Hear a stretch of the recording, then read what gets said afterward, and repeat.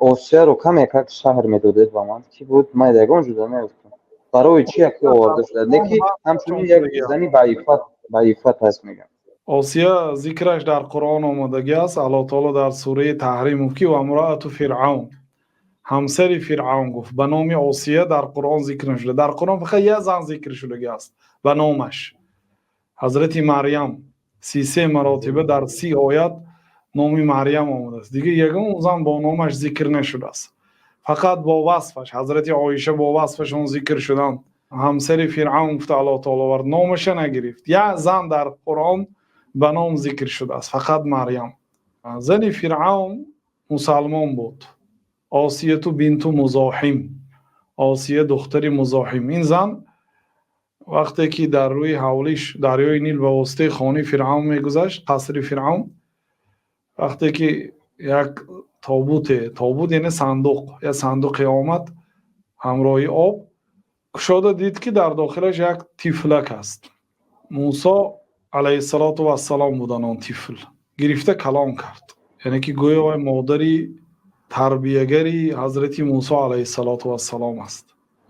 حضرت موسی در خاندانی فرعون به وای رسیدند و این زن پیامبر صلی الله علیه وسلم ثنا گفتن به این زن، گفتن که کمال من الرجال کثیر، مردهای مکمل در دنیا بسیار بودند. مکمل یعنی از همه جهت مکمل، عقل مکمل، علم مکمل، جمال مکمل، قوت مکمل، یعنی همه طرفه عملهای صالح، دیندار، با اخلاق، پولدار، یعنی همه جهت مردهای مکمل بسیار بودند، اما زنهای مکمل فقط 4 تا بودند.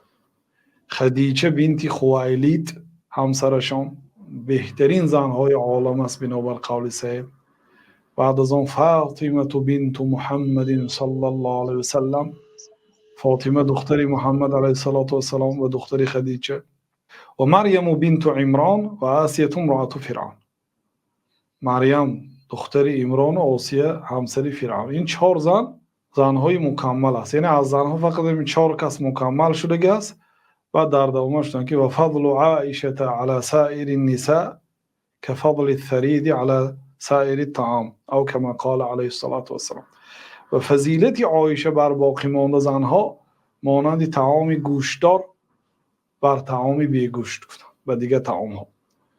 یعنی بعد این 4 نفر حضرت عایشه میستن. خلاصه این حضرت آسیه یکی از زنهای صالحه در دنیا هست و الله تعالی اینه بشارت به جنت داد. در بعض روایت ها آمده است که آینده همسر پیامبر صلی الله علیه وسلم میشه در جنت. آخه شوهرش به دوزخ میره، فرعون. همسرش یعنی آسیه همسری کی میشد؟ از همه مرد افضل ترین روی دنیا، سیدی پیغمبرها، این حضرت محمد علیه السلام است. بله.